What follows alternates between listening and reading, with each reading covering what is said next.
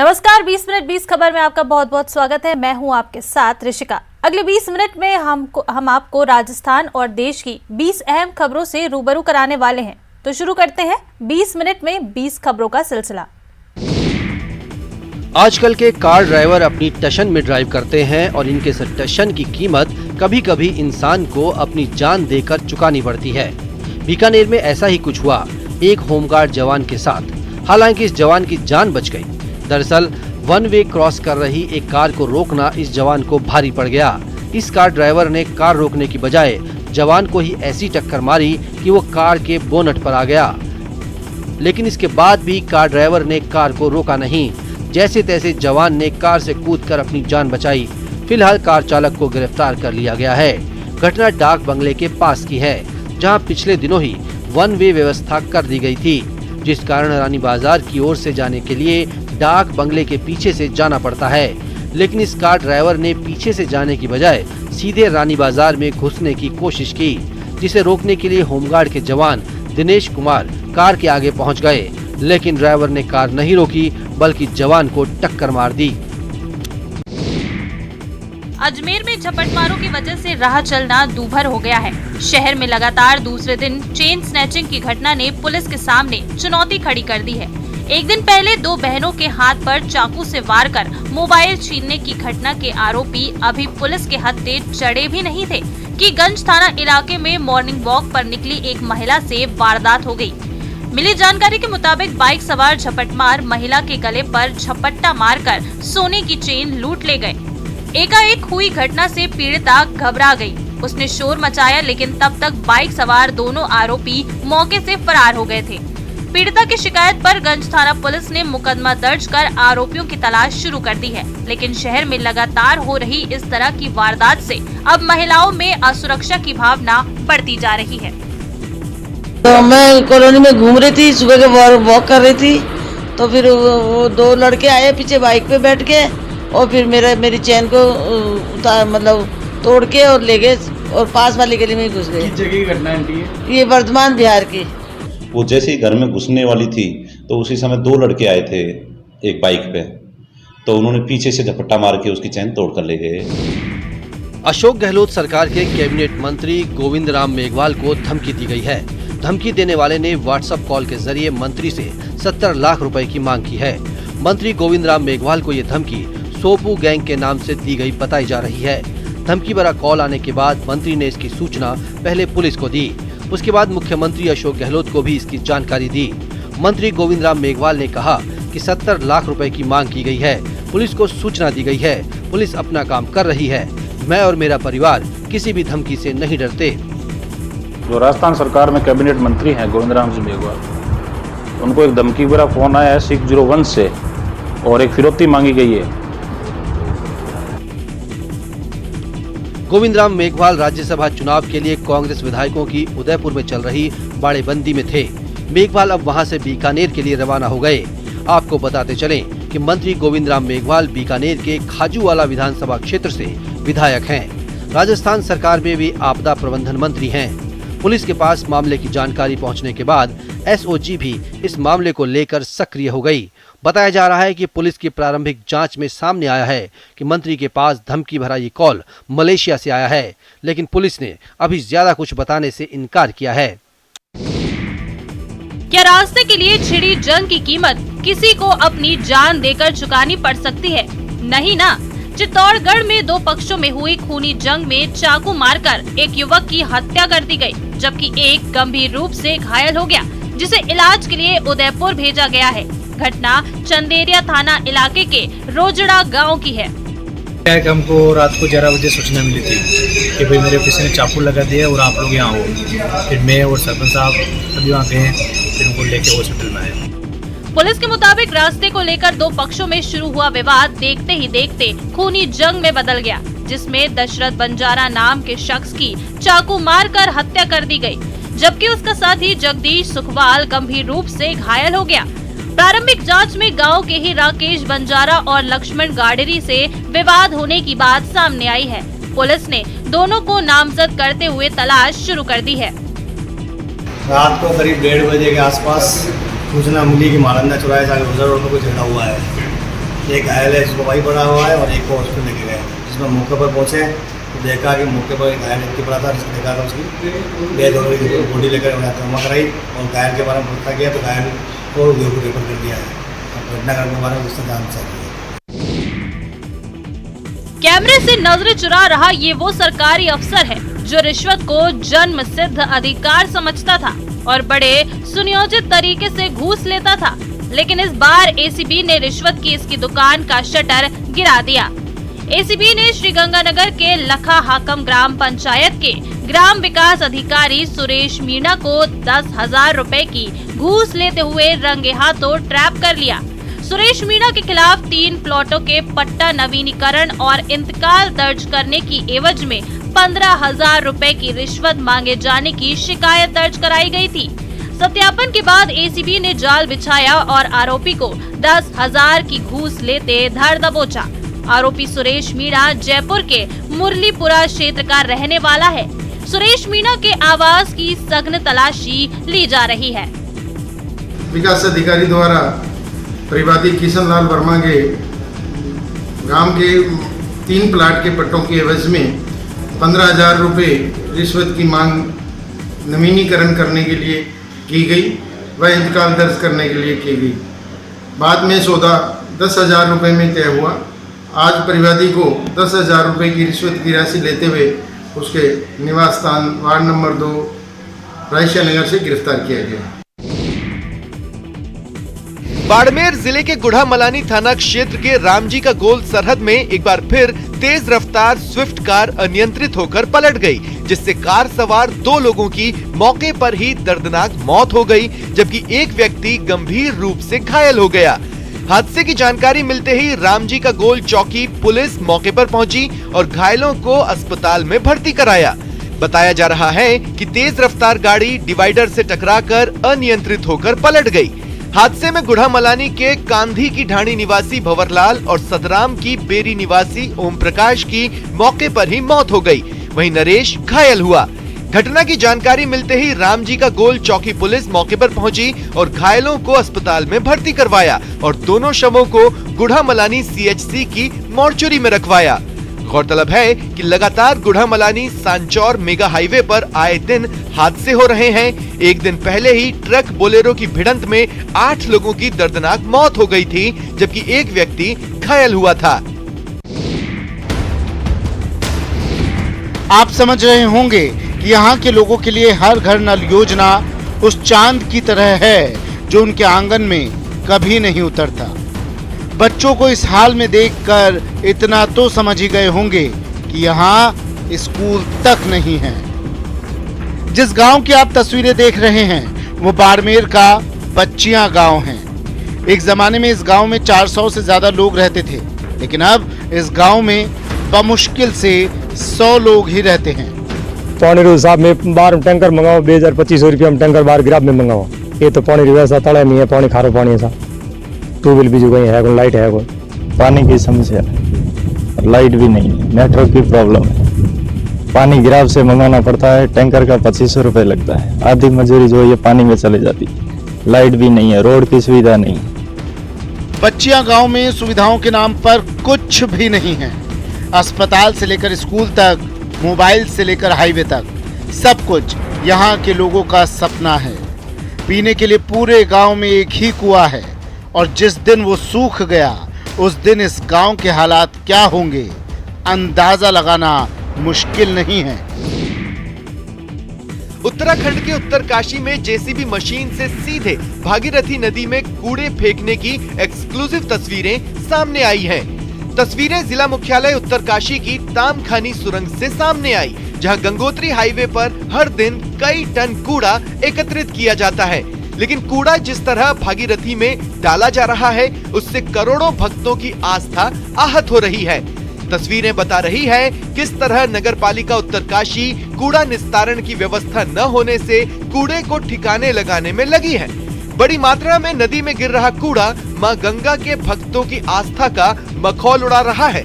तस्वीरें तेजी से सोशल मीडिया पर वायरल हो रही है, जिससे सरकार और जिला प्रशासन पर सवाल खड़े हो रहे हैं।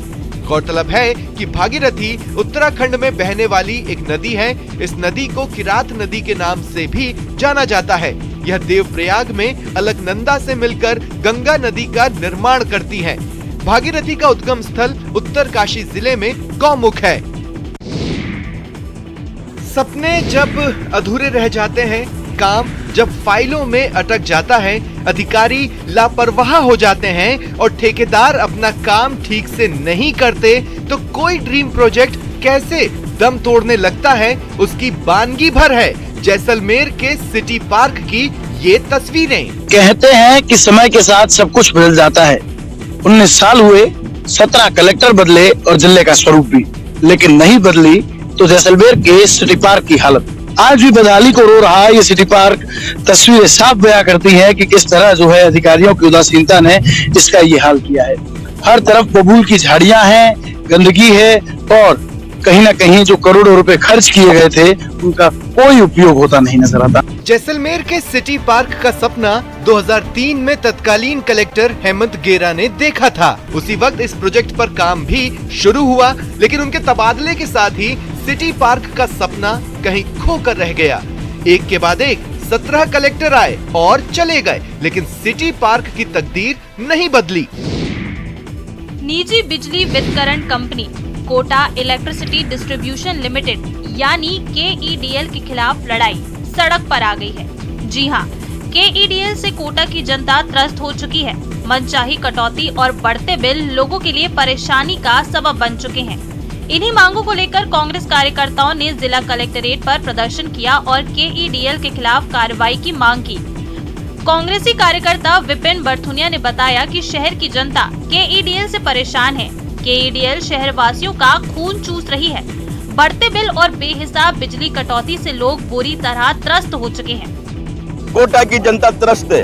आए दिन बिजली की समस्या, थोड़ा से एक हवा आती है जिसमें 5-5, 6-6 घंटे के लिए बिजली चली जाती है। यहाँ इमरजेंसी है, medical college, hospital, JK loan hospital, satellite hospital, जितने भी हॉस्पिटल है 5-5 घंटे तक लाइटें नहीं आती। प्रदर्शन कर रहे लोगों ने कहा कि KEDL के अधिकारियों को हर तरह से समझाइश बुझाने की कोशिश की गई, लेकिन बिजली कंपनी के अधिकारी समझने को तैयार नहीं है। 40 फीट ऊंचा पुल, नीचे गहरी चंबल और एक-एक कर अपनी भेड़ों को नदी में फेंकते भेड़ पालक। हैरान कर देने वाला ये वाकया बूंदी के लाखेरी रोटेदा इलाके का है। यहाँ चंबल नदी पर बने पुल पर भेड़ पालकों ने अपने ही सैकड़ों भेड़ों को नदी में फेंक दिया। वहाँ मौजूदा लोगों ने इसका वीडियो बना लिया, जो अब वायरल हो रहा है। भेड़ पालक एक के बाद एक भेड़ को फेंकते जा रहे हैं। भेड़ें भी आराम से तैरकर किनारे पहुंच गई और हैरान लोग इसे मोबाइल में रिकॉर्ड करते रहे। जब उन्हें गडरियों के भेड़ स्नान का ये हैरत भरा तरीका समझ आया तो मुस्कुराकर चलते बने। दरअसल इन दिनों भीषण गर्मी पड़ रही है। भेड़ों के शरीर पर ऊन होने के कारण गर्मी और ज्यादा लगती है, लेकिन भेड़ पानी में नहीं उतरती, इसलिए उन्हें गर्मी से बचाने के लिए गडरिये ये अनोखा तरीका अपनाते हैं। गाड़ियों पर VIP नंबरों का शौक बहुत पुराना है। रईस और शौकीन लोग अपने नए वाहनों पर अपनी मनपसंद का नंबर लेने के लिए वाहन की कीमत से भी ज्यादा रकम अदा करते हैं और वो नंबर अपनी वाहन प्लेट पर लगाकर शान से सड़कों पर घूमते हैं। इन वाहनों के नंबर देखकर अंदाजा लगाया जा सकता है कि गाड़ी किसी VIP शख्स की है, लेकिन अब ये क्रेज खत्म होता जा रहा है। जयपुर RTO की माने तो अब VIP नंबरों के लिए लोगों की दिलचस्पी खत्म होती जा रही है। आज से 4-5 साल पहले शौकीन लोगों ने एक नंबर के लिए 20 लाख रुपए तक की कीमत चुकाई है। हालात ये भी थे कि एक ही VIP नंबर के लिए कई उम्मीदवार मैदान में होते थे। किसी एक वाहन चालक को वो नंबर देने के लिए बोली लगाई जाती थी, लेकिन ये अब बीती बातें हैं। अब लोग साधारण नंबर से भी काम चला रहे हैं। 2017 वो आखिरी साल था जब एक नंबर की बिक्री 20 लाख रुपए में हुई थी। RTO की माने तो नंबरों की मांग में आई कमी के पीछे बड़ी वजह आर्थिक तंगी और कोविड काल में लोगों का हुआ आर्थिक नुकसान है। फ्रांस में चल रहे पैराशूटिंग वर्ल्ड कप में जयपुर की अवनी लेखरा ने गोल्ड मेडल जीता है। जयपुर की अवनी लेखरा ने मंगलवार को 10 मीटर एयर राइफल वर्ग में 250.6 अंकों के साथ वर्ल्ड रिकॉर्ड बनाते हुए मेडल हासिल किया। अवनी के गोल्ड मेडल जीतने से देश में खुशी है। अवनी ने गोल्ड जीतने के साथ ही अगले पैरालंपिक के लिए क्वालिफाई कर लिया है। अवनी अब 9 जून को 10 मीटर प्रॉन, 11 जून को 50 मीटर 3 पोजीशन और 12 जून को 50 मीटर फाइनल में हिस्सा लेंगी। 13 जून को उनका दिल्ली लौटने का कार्यक्रम है। अवनी इससे पहले टूर्नामेंट से बाहर होने की कगार पर थी, क्योंकि उनके कोच और सहायक को शुरुआत में वीजा नहीं दिया गया था।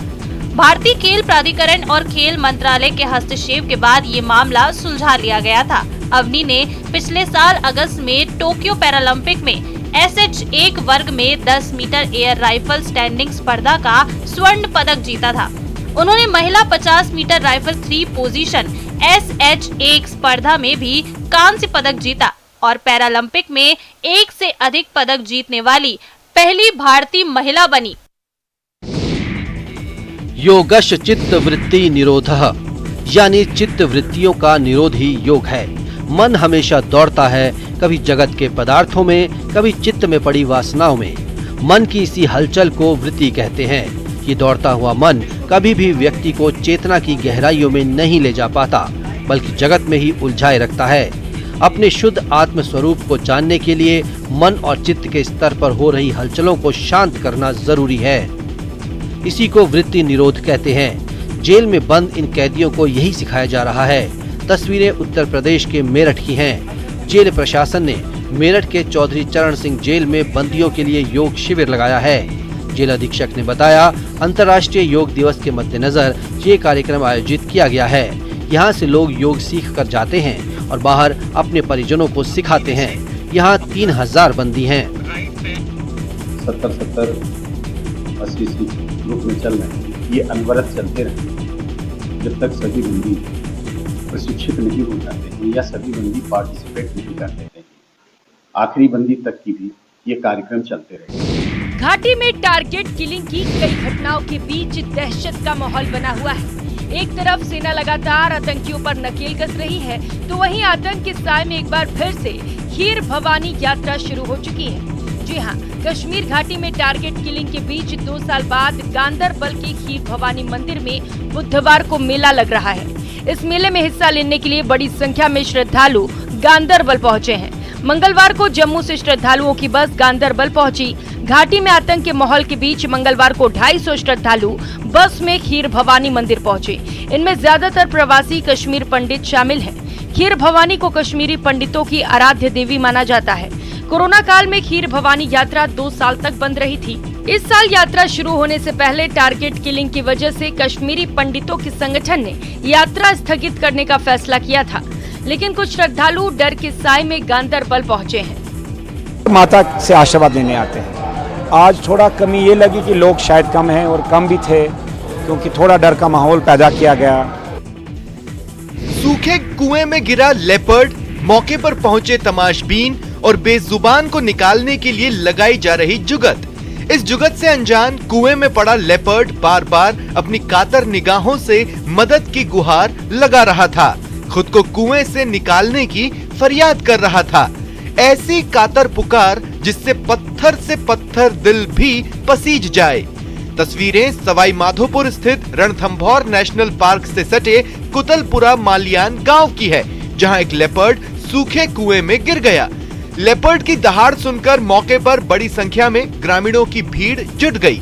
गांव वालों ने इसकी सूचना वन विभाग को दी, जिसके बाद वन विभाग की रेस्क्यू टीम मौके पर पहुंची और करीब 1 घंटे की कड़ी मशक्कत के बाद लेपर्ड को कुएं से सकुशल बाहर निकाला। इस दौरान लेपर्ड को देखने के लिए काफी संख्या में लोगों की भीड़ भी जमा हो गई। रेस्क्यू टीम प्रभारी राजवीर सिंह, बालकिशन सैनी, जसकरण मीणा मौके पर मौजूद रहे। लेपर्ड के रेस्क्यू के बाद लोगों ने राहत की सांस ली। इसके बाद लेपर्ड को रणथंभौर के जंगल में छोड़ दिया गया। सवाई माधोपुर के पुराने शहर स्थित गलता मंदिर में बुधवार अल सुबह एक भालू आ गया, जिससे मंदिर में मौजूद लोगों में हड़कंप मचा। मंदिर के पुजारी ने इसकी सूचना वन विभाग को दी, जिसके बाद वन विभाग की रेस्क्यू टीम मौके पर पहुंची और भालू का रेस्क्यू किया। संवाददाता से मिली जानकारी के मुताबिक एक भालू रणथंभौर के जंगलों से निकलकर पुराने शहर स्थित गलता मंदिर में जा घुसा। भालू के मंदिर परिसर में घुसने की सूचना पर मौके पर स्थानीय लोगों की भीड़ जुट गई। लोगों ने वन विभाग को सूचना दी।